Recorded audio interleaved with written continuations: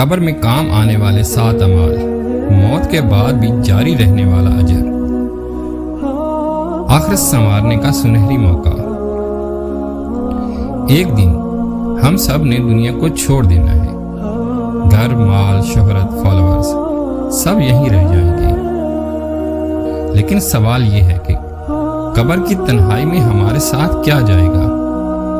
کیا کوئی ایسا عمل ہے جو موت کے بعد بھی ہمارے لیے روشنی بنتا رہے؟ آئیے آج رسول اللہ صلی اللہ علیہ وآلہ وسلم کی مبارک احادیث کی روشنی میں جانتے ہیں۔ رسول اللہ صلی اللہ علیہ وآلہ وسلم نے فرمایا، جب انسان مر جاتا ہے تو اس کے تمام اعمال منقطع ہو جاتے ہیں سوائے 3 کے: صدقہ جاریہ، نفع بخش علم اور نیک اولاد جو اس کے لیے دعا کرے۔ یہ حدیث ہمیں بتاتی ہے کہ قبر کا اصل سرمایہ دنیا کی جمع پونجی نہیں، بلکہ وہ اعمال ہیں جن کا اثر انسان کی موت کے بعد بھی باقی رہے۔ صدقہ جاریہ وہ نیکی ہے جو مسلسل فائدہ دیتی رہے، جیسے مسجد بنوانا، کنواں کھدوانا یا کسی غریب کی مستقل مدد کا نظام قائم کرنا۔ قبر میں انسان تنہا ہوتا ہے، نہ کوئی دوست نہ کوئی رشتہ دار، لیکن اس کا صدقہ جاریہ اس کے لیے نور بنتا ہے۔ یہ حدیث ہمیں آخرت کی تیاری کا عملی نقشہ دیتی ہے۔ اگر کسی نے ایک قرآن کسی مدرسے میں وقف کیا، اگر کسی نے درخت لگایا، اگر کسی نے کسی کو نماز سکھائی، یہ سب صدقہ جاریہ میں شامل ہو سکتے ہیں۔ قبر کا پہلا مرحلہ، رسول اللہ صلی اللہ علیہ وآلہ وسلم نے فرمایا، قبر آخرت کی منازل میں سے ایک منزل ہے۔ اگر یہاں کامیاب ہو گیا تو آگے کے مراحل آسان ہیں، اور اگر یہاں ناکام ہو گیا تو آگے کے مراحل زیادہ سخت ہوں گے۔ قبر کوئی اختتامی مقام نہیں، بلکہ آخرت کا پہلا دروازہ ہے۔ یہ وہ مقام ہے جہاں انسان کی اصل حقیقت سامنے آتی ہے۔ دنیا میں ہم دکھاوا کر سکتے ہیں، لیکن قبر میں صرف ایمان اور اعمال ساتھ جاتے ہیں۔ یہ حدیث ہمیں جھنجھوڑتی ہے کہ قبر کی تیاری کو سنجیدہ لیا جائے۔ رسول اللہ صلی اللہ علیہ وآلہ وسلم نے فرمایا، قبر جنت کے باغوں میں سے ایک باغ ہے یا جہنم کے گڑھوں میں سے ایک گڑھا ہے۔ یہ حدیث واضح کرتی ہے کہ قبر محض مٹی نہیں، بلکہ آخرت کی کیفیت کا آغاز ہے۔ نیک اعمال کرنے والے کے لیے قبر کشادہ، روشن اور راحت والی ہو جاتی ہے، جبکہ گناہوں میں ڈوبا انسان قبر کے عذاب کا سامنا کرتا ہے۔ آج اگر میری قبر کھودی جائے تو کیا وہ باغ ہوگی یا گڑھا؟ رسول اللہ صلی اللہ علیہ وسلم نے فرمایا، جس نے کسی کو ہدایت کی طرف بلایا اسے بھی اتنا ہی اجر ملے گا جتنا اس پر عمل کرنے والے کو ملے گا۔ اگر آپ نے کسی کو نماز سکھائی، کسی بچے کو قرآن پڑھایا، کسی کو سچ بولنے کی عادت ڈلوائی، تو وہ ہر نیکی جو وہ کرے گا اس کا حصہ آپ کو بھی ملتا رہے گا، حتیٰ کہ آپ قبر میں ہوں گے۔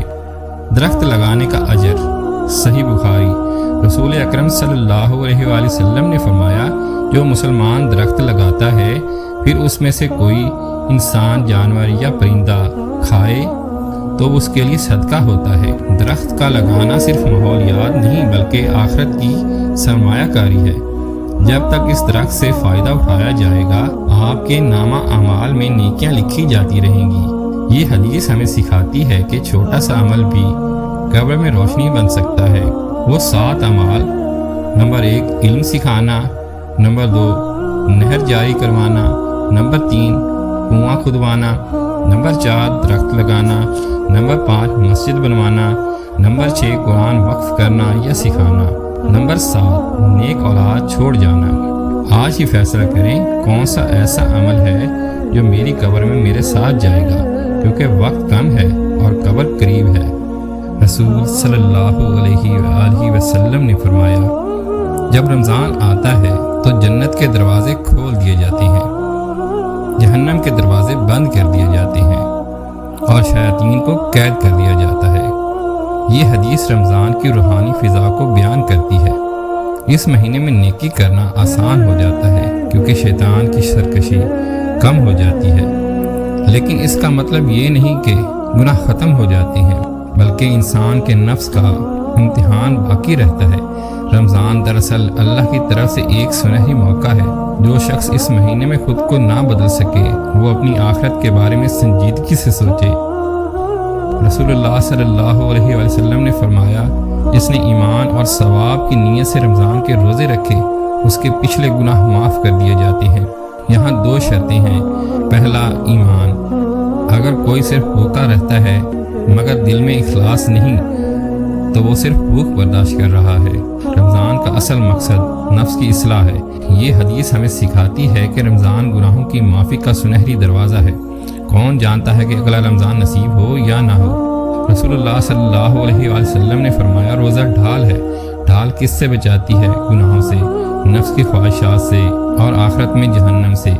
جب انسان سارا دن بھوکا پیاسا رہ کر صبر کرتا ہے تو وہ اپنے اندر تقویٰ پیدا کرتا ہے۔ تقویٰ قبر میں کام آتا ہے کیونکہ قبر میں سے زیادہ کام ایمان اور صبر آتے ہیں۔ رسول اللہ صلی اللہ علیہ وسلم نے فرمایا، جس نے شب قدر کو ایمان اور ثواب کی نیت سے قیام کیا اس کے پچھلے گناہ معاف کر دیے جاتے ہیں۔ شب قدر 1000 مہینوں سے بہتر ہے، یعنی ایک رات کی عبادت 83 سال سے زیادہ عبادت کے برابر ہے۔ سوچیے اگر کسی کی موت رمضان میں ہو جائے اور وہ شب قدر پا چکا ہو تو کتنی بڑی سعادت ہے۔ رسول اللہ صلی اللہ علیہ وسلم نے فرمایا، رمضان میں عمرہ کرنا میرے ساتھ حج کرنے کے برابر ہے۔ یہ حدیث رمضان کی عظمت کو ظاہر کرتی ہے۔ یہ مہینہ عام دنوں جیسا نہیں، اس میں چھوٹا عمل بھی بڑا اجر رکھتا ہے۔ رسول اللہ صلی اللہ علیہ وسلم نے فرمایا، روزہ دار کے لیے 2 خوشیاں ہیں، ایک افطار کے وقت اور دوسری اپنے رب سے ملاقات کے وقت۔ افطاری کی خوشی عارضی ہے لیکن رب سے ملاقات کی خوشی دائمی ہے۔ اگر کسی کی وفات رمضان میں روزے کی حالت میں ہو تو یہ خوشی کتنی عظیم ہوگی۔ رسول اللہ صلی اللہ علیہ وسلم نے فرمایا، جنت میں ایک دروازہ ہے جسے ریان کہتے ہیں، اس سے صرف روزہ دار داخل ہوں گے۔ یہ خصوصی اعزاز ہے۔ رمضان میں روزہ رکھنے والا اگر سچی نیت کے ساتھ دنیا سے رخصت ہو جائے تو امید ہے وہ اسی دروازے سے داخل ہو۔ رسول اللہ صلی اللہ علیہ وسلم نے فرمایا، ہلاک ہو وہ شخص جس نے رمضان پایا اور اپنی مغفرت نہ کروا سکا۔ یہ حدیث ہمیں جھنجھوڑتی ہے۔ رمضان معافی کا مہینہ ہے، اگر اس میں بھی انسان توبہ نہ کرے تو کب کرے گا؟